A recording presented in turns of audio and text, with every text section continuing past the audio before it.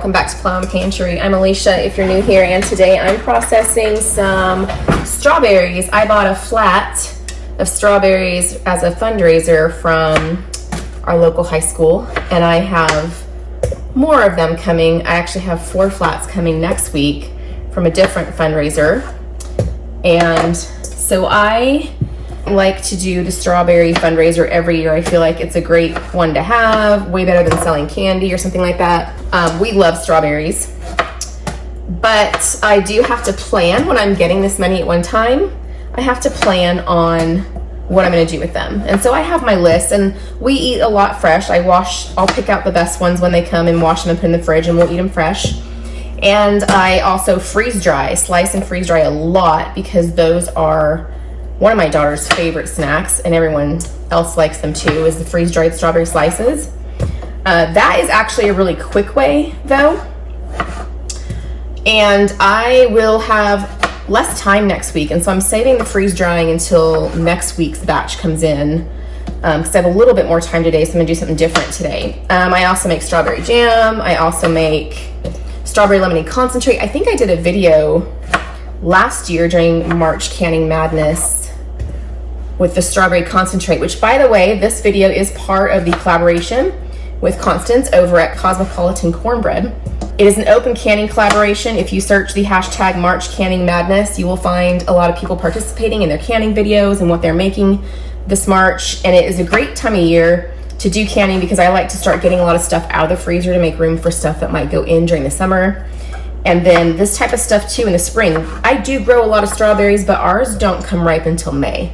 So I like to take advantage of these to get a jump on the food preservation, these little fundraisers.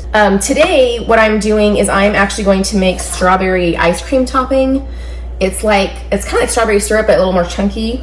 And you don't have to use it on ice cream. You can use it on pancakes or Dutch babies or anything you would use that type of thing on. I think I've seen it used like in a cheese blintz as well. Anyway, so what I'm doing here is I am getting 6 pounds of the strawberries washed up, and I'm kind of doing a rough chop just to make it easier to break down. Once I have my 6 pounds of strawberries, I'm going to combine it with sugar and get it into a pot. I already have my jars in the canner, the water bath canner on my stove. I will be doing more videos over the course of March with canning and March Canning Madness. Constance is doing giveaways over there, so I will link her channel below, and if you want to check out more information and stuff about the giveaways, head over there and look at it. See her videos. She's been canning already. I do make mine kind of in between chunky and smooth with a stick blender. It really does not matter. Texture wise, it doesn't matter if you like it really smooth or really chunky for the canning process of this. It's very similar to the canning process for a strawberry jelly or jam.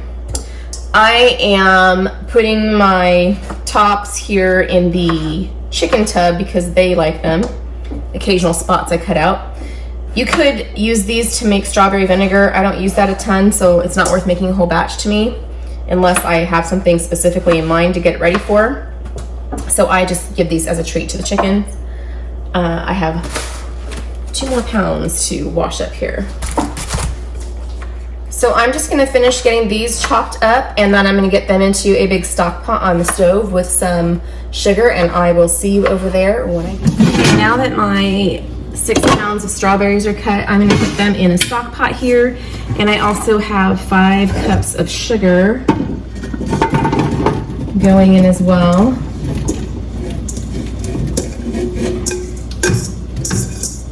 All my strawberries in,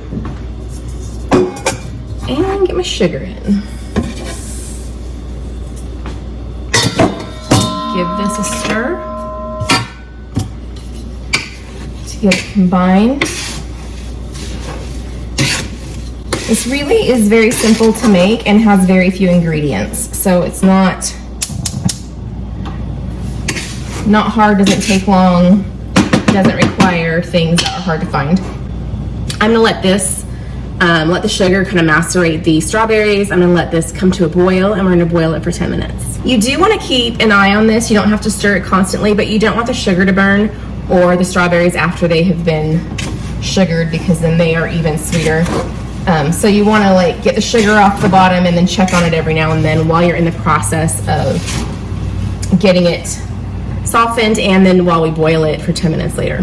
While that's boiling, I've got my other stuff that I'm getting ready here. I have my dish of vinegar ready to wipe the rims, and I always put the extra back in my canner. I've got rings here.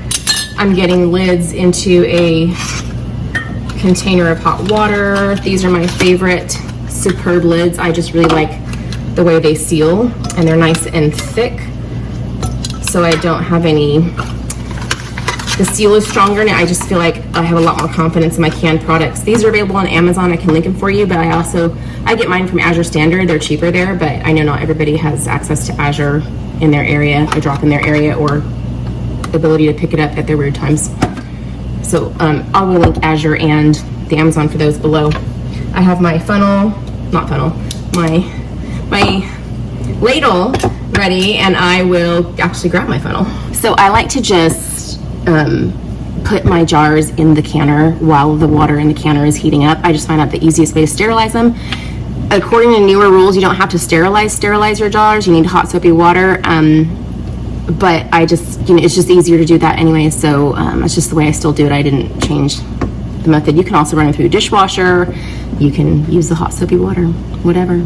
Getting my stick blender ready too. I was gonna mention another reason you might wanna make your own syrups at home versus buying like a jar of the Smuckers or whatever, or the bottle in the store, is that this just has a few ingredients. This is strawberries and sugar. I will add a little bit of vanilla extract because I love that flavor. Tiny pat of butter to help with the bubbles you'll see at the end. But a lot of times if you buy them in the store, they are usually not only more expensive per ounce, but they have a lot of emulsifiers that thicken them up, and some genetically modified ingredients. If it has something like cornstarch, that's usually genetically modified, in addition to a lot of food dyes, things like that. So it's really not hard to make. You don't have to worry about a gel state like you do for jelly and jam, because it's just more like a chunky syrup, really. So now that it's at the softened phase, I am going to go ahead and blitz this up with my stick blender. I like mine mostly smooth, but with recognizable chunks of strawberry as well.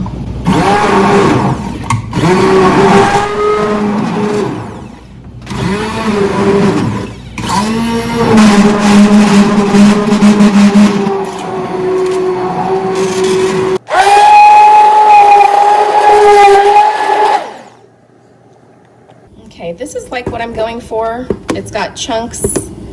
There's some on the bottom, you just can't see them as well.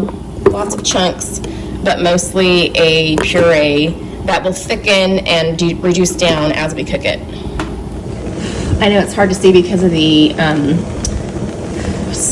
not smoke, steam there, but just want to show you, this is rolling boil. I'm now going to set it for 10 minutes, a timer for 10 minutes, so that we can keep track of the rolling boil, stirring it occasionally. And this is something I meant to mention. You may have noticed how high it is in the pot. It's up to here right now. Anytime you're working with fruit in the canning process, whether it's a jam or jelly, a syrup, anything like that, it will tend to, and sugar, it will tend to expand. And so when I put the strawberries and sugar in here, it was only like down to here. It was less than half, and now it's almost to the top. So you always want to use a much larger pot than what you think you need when you first look at the ingredients before you put them in. Just want to throw that out there. Little tip if you're new to canning. Okay, our 10 minutes is up. And you can kind of see, if you can see, I can see more clearly than you can. You can kind of see that the bubbles are thicker. I'm hoping that you can get that through the fog. The bubbles are thicker, and that is how you know you've reached that syrupy stage that you need to. So I'm going to turn this off. I'm going to temporarily turn off my canner while I do this part.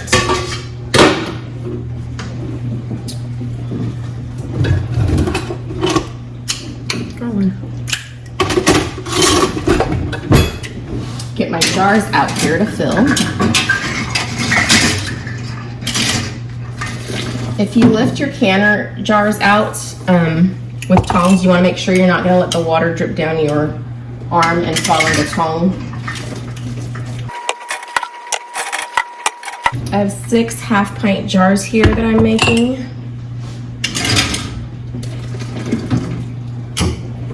And one of the things I need to do is take care of a little bit of this foam. So the foam in here, you don't want. I'm just going to skim it off with a spoon. You don't have to get every bit, but you want to get as much as you can. I'm also going to stir in,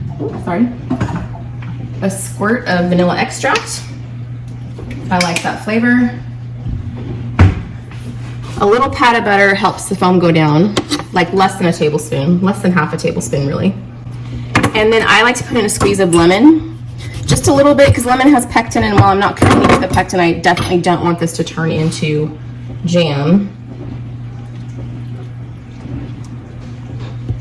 Stir that in.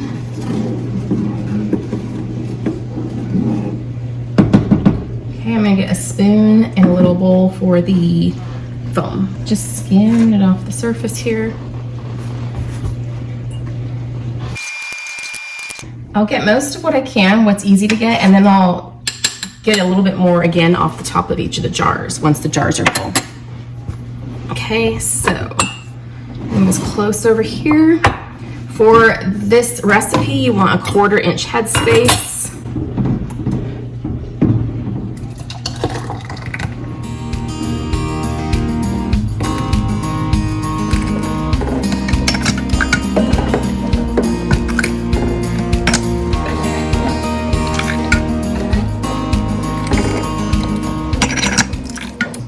I really like this ladle because it lets me pour out of whichever side of the ladle is most convenient at that moment, whether it's the front or either side.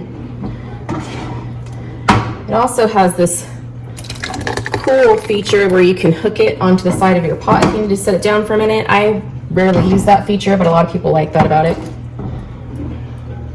Okay. I don't really have a lot of foam sitting on top here, so I'm not worried about that. I do need a little bit more jelly in some of these. Some of them are not quite 1/4 inch headspace, and it does matter because that has to do, the headspace has to do with the vacuum seal that's created during the canning process, which is of course a food safety issue. Okay. You get pretty good at eyeballing this stuff, but you also learn to use the threads of the jars. And just making sure there's no bubbles. This really isn't thick enough to worry that much about air bubbles.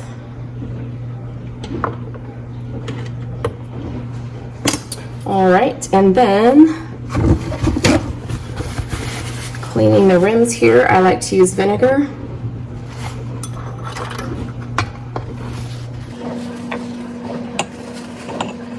And I like to clean, I kind of pinch it over the edge and clean the top as well as just over the inside lip and along the outside threads, because I don't want the rings to get stuck. Because this is sugary, it will be sticky. I don't always do that outside step, but for jams, jellies, syrups, concentrates, juice, stuff that is sticky, I do. Okay.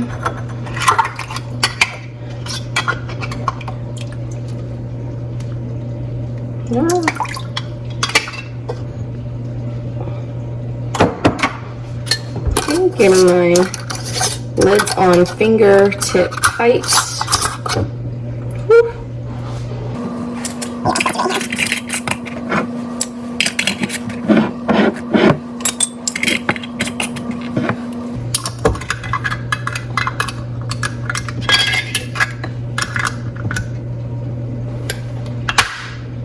My ring is messed up. That one's gonna go in the trash.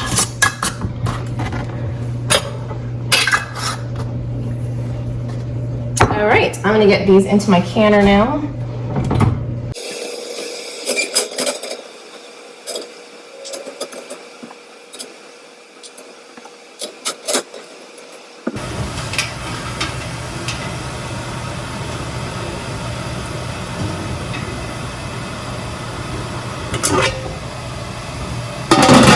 Okay, I'm gonna let these come to a boil and then start the timer for, these are supposed to process 15 minutes, but I am higher elevation, just above 1,000 feet, so I need to do 20 minutes.